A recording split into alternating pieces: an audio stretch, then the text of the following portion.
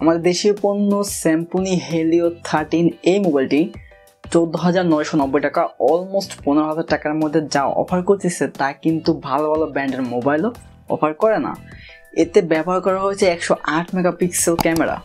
ভাবা যায় 14,000 টাকার মধ্যে পাচ্ছেন আপনার 108 মেগাপিক্সেলের ক্যামেরা।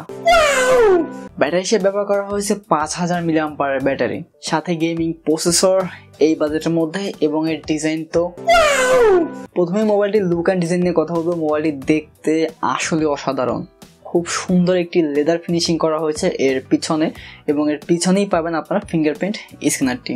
ফিঙ্গারপ্রিন্ট স্ক্যানার কিন্তু খুব অ্যাকুরেট এবং ফাস্ট কাজ করে। মোবাইলটির রাইট সাইডে পাবেন ভলিউম আপ ডাউন বাটন এবং পাওয়ার বাটন। লেফট সাইডে সিম কার্ড ট্রে, যেখানে 2টি সিম এবং সাথে একটি এসডি কার্ড ব্যবহার করার অপশন থাকছে। মোবাইলটি একদম উপর দিকে লক্ষ্য করলে সেখানে আমরা দেখতে পাবো সেকেন্ডারি নয়েজ ক্যান্সেলেশন মাইক ব্যবহার করা হয়েছে। একদম নিচের দিকে সেখানে আমরা স্পিকার, চার্জ করার জন্য টাইপ সি পোর্ট এবং প্রাইমারি মাইক্রোফোন, তার সাথে 3.5mm হেডফোন জ্যাক। এর বক্সের সাথে কিন্তু আপনারা একটি হেডফোন পেয়ে যাবেন, যেটা কিন্তু খুব ভালো মানের একটি হেডফোন, যা অনেক টাকা আপনাকে বাঁচিয়ে দেবে। ব্যবহার করার মতো একটি হেডফোন আপনারা এর সাথে পেয়ে যাবেন। পোর্টস অ্যান্ড বাটনে সবকিছু ঠিক লেগেছে, কিন্তু এখানে একটি জিনিস আমার খুবই খারাপ লেগেছে। এর পিছনে যে ফিঙ্গারপ্রিন্ট স্ক্যানারটা ব্যবহার করা হয়েছে তা কিন্তু খুবই অ্যাকুরেট এবং ফাস্ট ছিল। এটি নিয়ে কোনো কমপ্লেন নেই। আমার কমপ্লেন হলো এটি পিছনে ব্যবহার না করে যদি সাইড মাউন্ট ফিঙ্গারপ্রিন্ট হিসেবে ব্যবহার করা হতো তাহলে কিন্তু পিছনের ডিজাইনটি আরও সুন্দর দেখা যেত। এর ডিসপ্লে সাইজ হলো 6.67 ইঞ্চ আইপিএস এলসিডি প্যানেল, যা 2400x1080 পিক্সেল, এবং এই ডিসপ্লেতে 394 পিপিআই ব্যবহার করা হয়েছে, যার কারণে আপনি যদি সানলাইটের ব্যবহার করেন সেই ক্ষেত্রে কিন্তু কোনো ব্রাইটনেসের সমস্যা হবে না, ব্রাইটনেসের কোনো ঘাটতি আপনার মনে হবে না ইনডোর এবং আউটডোরে। এই ডিসপ্লেতে কোনো ধরনের হাই রিফ্রেশ রেট ব্যবহার করা হয়নি, তবে এই বাজেট অনুযায়ী এটি মেনে নেওয়ার মতো, এবং এর যে চিন বা বেজেল খুবই ন্যারো ছিল। বাজেট অনুযায়ী খুবই ভালো, আমি মনে করি এর থেকে আর ন্যারো রাখা যায় না এই বাজেটের মধ্যে। এবং ডিসপ্লে খুব উপর একটি ছোট্ট পাঞ্চল ব্যবহার করা হয়েছে সামনের ক্যামেরার জন্য।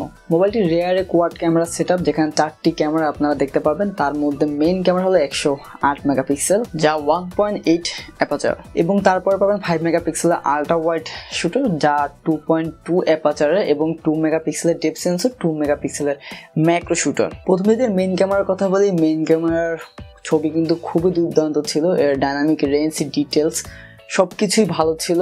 পোর্ট্রেট মোডে ছবি তুললে ব্যাকগ্রাউন্ড এবং সাবজেক্টকে আলাদা করতে পারে, খুব ভালো মানের ব্লার এখানে পাবেন আপনারা। তবে এখানের মধ্যে কোনো ডিটেলস, শার্পনেস, লস হওয়ার মধ্যে কিছু দেখা যায়নি।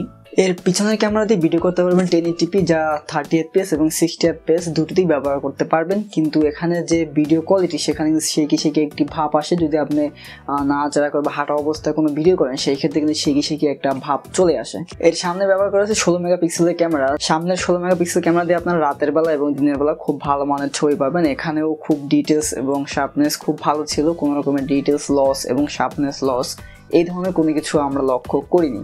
পারফরমেন্সের কথা বলতে গেলে এখানে যে প্রসেসরটি ব্যবহার করা হয়েছে সেটি হলো মিডিয়াটেক P17 এই প্রসেসরটি, যা একটি অক্টাকোর প্রসেসর, এবং 12 ন্যানোমিটার ফেব্রিকেশনে তৈরি এই প্রসেসরটি। মোবাইলটি শুধুমাত্র একটি ভেরিয়েন্টে পাবেন, সেটি হলো 6128। মোবাইলটি মাল্টিটাস্কিং কিন্তু খুব ভালো পারফরমেন্স করেছে, এবং এটি যদি গেম প্লে করতে চান সেই ক্ষেত্রে ফ্রি ফায়ার, পাবজি, স্পোর্ট9 এই ধরনের বিভিন্ন গেম আপনারা প্লে করতে পারবেন।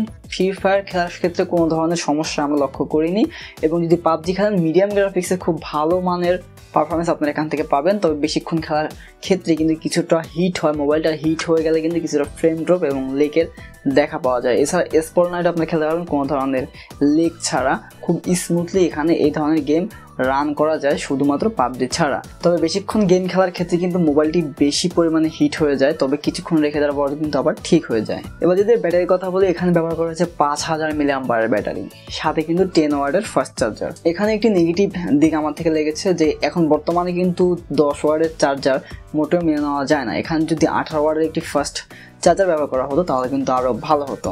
তবে এই 5000 mAh ব্যাটারি দিয়ে কিন্তু আপনি 1.5 দিনের মতো ব্যাকআপ অনায়াসে পেয়ে যাবেন যদি লাইট ইউজার হন। আর যদি হেভি ইউজার হন সেই ক্ষেত্রে কিন্তু আপনি 1 দিনের বেশি ব্যাকআপ পাবেন না। 10 ওয়াটের চার্জার দিয়ে ফুল চার্জ করতে এই মোবাইলটি 3 ঘন্টার কাছাকাছি সময় লেগে যায়। মোবাইলটি 3টি দিক আমার খুবই খারাপ লেগেছে। তার মধ্যে প্রথম, মোবাইলটি ছবি তোলার সময় কিন্তু প্রচুর পরিমাণে ব্রাইটনেস লস করে ফেলে।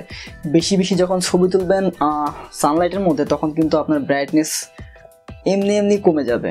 জানি না এটা কি কারণে, হয়তো ইউআই কারণে হচ্ছে, আপডেটের কারণে ঠিক হয়ে যেতে পারে। দ্বিতীয়ত ব্যাগে ফিঙ্গারপ্রিন্ট স্ক্যানারটি ব্যবহার করেন, এটি যে সাইড মাউন্ট ব্যবহার করতো সেই ক্ষেত্রে কিন্তু আরো ভালো হতো। তৃতীয়ত এই যে ফাস্ট চার্জিং 10 ওয়াটের, এখানে 18 ওয়াট ব্যবহার করলে আরো ভালো হতো। 15,000 টাকা বাজেটের মধ্যে আমি মনে করি one of the best mobile হবে এটি, কিন্তু এই কিছু কিছু দিক যদি আপডেট দিয়ে ঠিক করতে পারে তাহলে কিন্তু আরো ভালো হবে। তবে আমাদের দেশীয় পণ্য, দ্বিতীয়ত মোবাইলটি কিন্তু অনেক ভালো কিছু অফার করতেছে এই প্রাইজের মধ্যে। তারপর যদি এই মোবাইল নিয়ে কোনো প্রশ্ন থাকে অবশ্যই কমেন্ট করবেন, আমি উত্তর দেওয়ার চেষ্টা করবো।